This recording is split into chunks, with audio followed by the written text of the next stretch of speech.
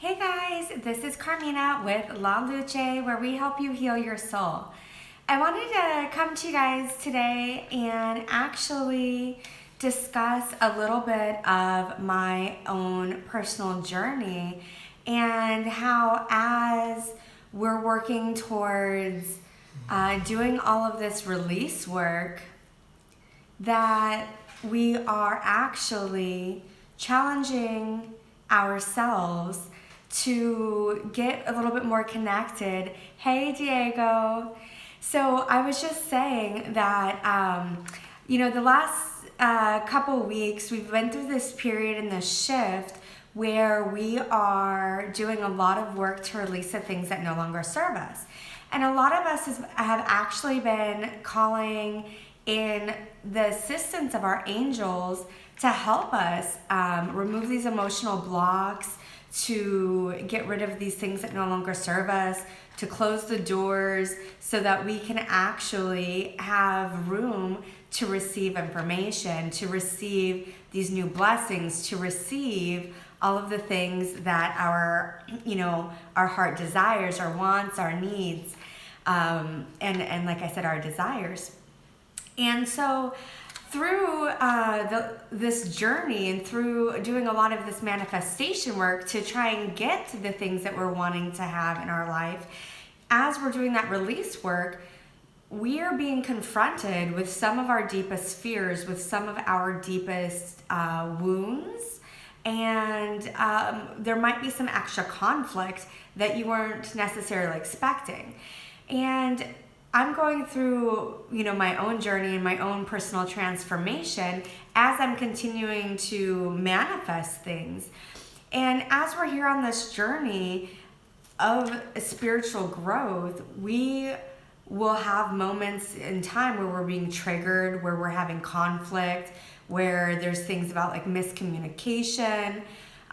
There might be incidents where you hurt somebody's feelings, where somebody hurts your feelings. And even though there wasn't like any malicious intention behind it, it ends up coming into areas where we have these internal wounds, these inner wounds, our inner child wounds, and where we have emotional blockages and fears. And so, hey Jessica. So as we're going through releasing these wounds, and as we are doing this inner child work, we're going to be seeing a transformation in ourselves and in our energy. So I wanted to be transparent about some of this because the spiritual journey and going through an awakening or an evolution spiritually isn't always smooth. So, I've been writing out a lot of things that I've been sharing with you guys and doing some of the manifestation work, writing out what my goals are, what I wanted to release from 2019, what I wanted to call in for 2020.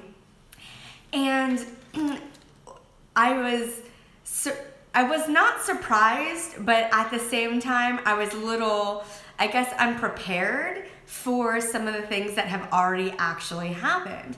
And so we're only, 7 days into this new year, and I've been working so hard at releasing any remaining inner child trauma, any wounds, any emotional blockages. And so I'm asking, the universe for assistance, and lo and behold, do I have like a tower moment, and I ended up having a conflict with somebody that I care very much about.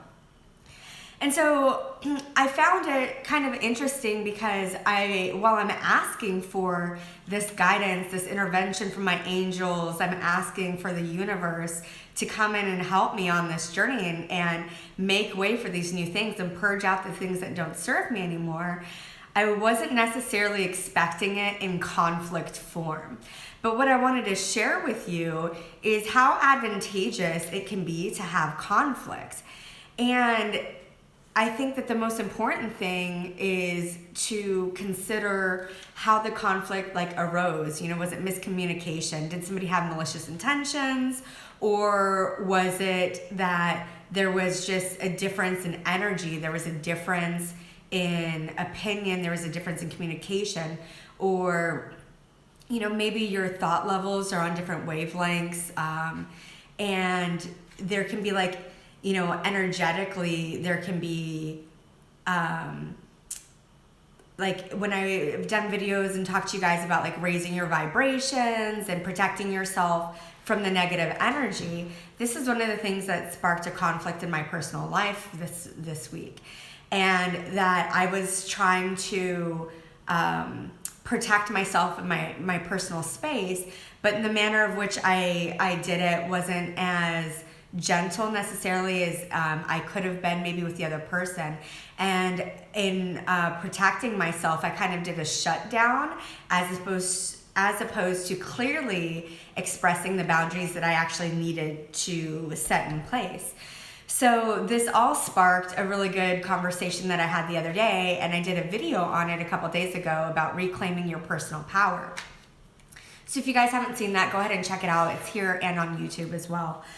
But as I'm working through these things, I realized some of my personal emotional blockages actually have to do with my family wounds and some of the things that have been repetitive in my family line, as well as some personal things that carried forth. So you may have heard me talk about like ancestral DNA, and that's like the energy that comes through spiritually from your ancestors, and from like it's like the cultural belief systems, the things that are ingrained, the things that are passed down. So if there's been like an abusive relationship, if there's been toxicity, narcissism, if there's been domestic violence, if there's been emotional abuse or whatever, if that has been passed down in any way and you've been subject to it, then these are some things that you might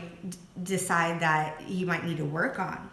And I ended up growing up in a dynamic where, first of all, I'm actually very blessed to have had people around me that loved me, but I actually wasn't raised with my mother. I was raised with my grandmother until I was 10, and then I was with my father and my stepmother until I was around 16, 17, until I was 17. And then I went and I joined the military, and I was wanting to kind of establish like independence, and I had my need for individuality, and I don't know that I ever really felt that I belonged because I moved around with different people, and I even lived with some other family for a little while too when I was 17. So I kind of noticed that in my from my personal experience that I had some other wounds that were there because I haven't really connected in a deeper level. So I have siblings and family like in variations of places, and while I love them and I have this like unconditional love for them, I don't always connect in the right way just because I wasn't like ingrained in that. I wasn't immersed in that culture of that family necessarily for all of my life or all of my upbringing. So while I make like attempts at trying to connect, my level of connection might be different than it is for others, especially because for me, I was an only child from my mother and my father. And so I have some siblings that are full siblings from my father and my stepmother, and then I have another sibling who is from my stepmother, and then I have a sibling from my real mother. And I care and I love all of these people, but I don't always like express it. I don't always connect in a way that is necessarily like supportive or empathizing for them. So these are some things that I'm learning to continue to work through as I'm working on my manifestation. So in releasing my emotional blocks.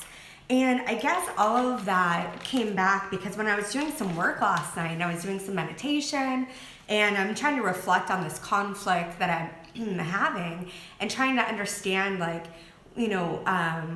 compassionately, to have this, clarity, to have this compassion, trying to understand what boundaries are healthy for us and how can we, work together when the common goal, obviously, is to love one another. But how can we kind of get on the same page with our communication and with our energy and in a way that is supporting to the other person. And so I was going down this meditation and working through this, and I actually I just got this like mind altering information that came through, and it was vulnerability and being seen. So one of the things that I'm being challenged to release is this issues of being vulnerable, because I've spent my entire life building on being independent. And so being independent kept me separated from building connection. So it's very interesting, because like as I was saying, and I'm getting a little emotional, hey, because I'm vulnerable and I'm human. So this whole time I've been like working on actually establishing independence, and that has kept me separated from actually having connection. And everybody handles things differently, and everybody handles like their trauma differently, or their ways of, connecting to family, or their ways of like protecting their own energy, right? And so I just wanted to kind of share that I'm really, like, at the same time, I'm so grateful for this conflict, because conflict gives you the opportunity to grow spiritually and to strengthen yourself emotionally as you learn to work through these challenges. And I don't know if you guys have actually been doing any of this release work that I've been doing, but it can also be a little bit like draining, because it's kind of like a spiritual detox. So if you were to do like a detox at home, where you're like, I'm going to take out carbs, I'm going to take out sugars, I'm going to take out alcohol, you start kind of feeling like this low energy. And it doesn't mean that you're on like a low vibration. It just means that you're on this like purification and this cleansing. And so if you guys are doing any of this and you're experiencing the kind of like the feeling like drained, fatigued, I wanted to share with you that that is actually perfectly okay to be feeling, because it's actually part of the healing process. So if you are feeling like you're tired, if you're feeling like you need to take the time for yourself, if you're feeling like you're not ready to kind of be out and be with some people right now, I wanted to encourage you to take that time for yourself and kind of start understanding a little bit more about what it is that you are starting to detox, whether it is nutritionally, whether it is emotionally, whether it's spiritually, or even if it's physically. And then, like I said, I just wanted to kind of share this insight that I had with you and let you guys know that if you are doing this emotional release work and trying to get rid of these things that don't serve you so you can manifest things in the future, I wanted to be transparent to let you know that things may come in waves, and things may, like, if any of you are familiar with tarot, we call them like tower moments. And they're moments where it's like, oh my gosh, there's this like surprise, there's this catalyst, there's a shift, there's this like this complete change, emotional disruption of sort, that you're like, wow, this is not what I was expecting. But I wanted you to kind of like prepare in a way that you can move forward with grace, with ease, and understanding that conflict is not a bad thing. Conflict can actually help you grow. It can help you actually grow closer. So through even some of my meditations and working on this, in understanding the areas that were holding me back and some of the family related traumas and my inner child wounds that I have currently, still some. And I've done so much work to release a lot of things. But it's interesting how you might think that something's gone, and then it kind of like festers and it comes up, and you're like, oh, okay, well, that's clearly still an issue for me. And that doesn't mean that it's anybody else's fault. It's part of soul contracts that we make. And so from a spiritual perspective, we come in, our soul comes into this physical realm having made a soul contract with somebody. So your family members are soul contracts. Your romantic partners are soul contracts. Some of your best friends are soul contracts. And sometimes we have to go through a release of the karma and the negative energy to clear the soul contract. That way it can be done like in peace, where like lessons have been learned from certain things, because it's all about that spiritual growth and evolution. But so as I was working on this stuff last night, and actually the last couple weeks, really as 2019 was wrapping up, I was doing a lot of like purging, making way for these new things to come in. And I realized where some of these fears were, like I said, and these emotional blocks. And for me, the areas that I specifically need to work on right now are in my root chakra and my solar plexus chakra. And those two really connect in a way where if like your root chakra is governing your survival, so it governs also your security and stability, so your financial security, your emotional security. So people that have experienced trauma, or like sexual assault, for example, their root chakra can be unbalanced or blocked because of a need for survival, like where they were traumatized on their own sense of like security, because their security and their boundaries were violated, right? So this was an area of which I had to do a lot of work on, but it also is an area of family.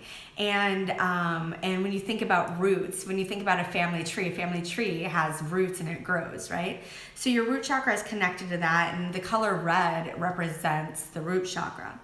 And when we have fear, it is usually coming from like an emotional wound that has to do with the root area, but then it manifests in a physical form sometimes, or a physical material way, in which if you have fear, your solar plexus chakra is also blocked, because your solar plexus chakra is allowing you to be creative. It's your joy, it's your vitality, right?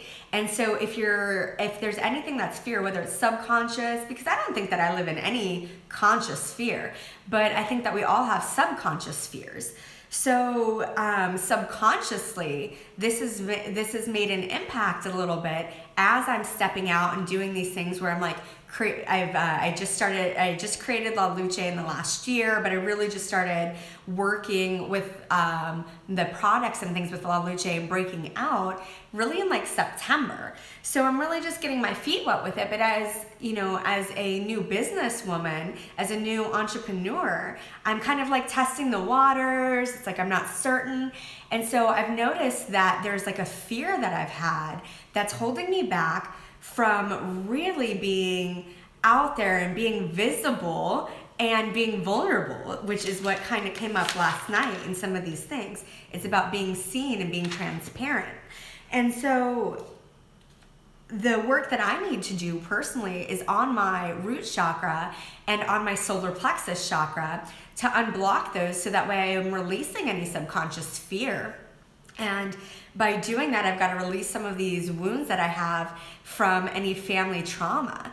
And not just the family trauma, any other trauma that I have within my own line and my own karmic experience, my soul contract in this lifetime, right?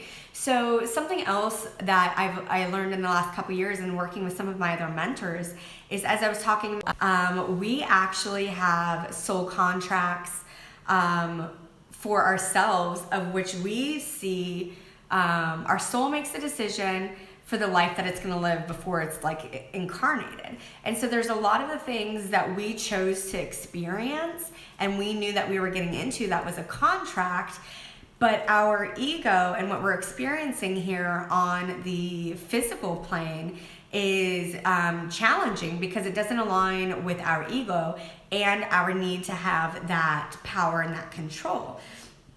And at the same time, while I talk about reclaiming your own power, it's for you to feel grounded, for you to have your root chakra balanced and feel that you are in control of your own boundaries, that you're in control of your own life, because we are. Our soul and our spirit is in control of our own life.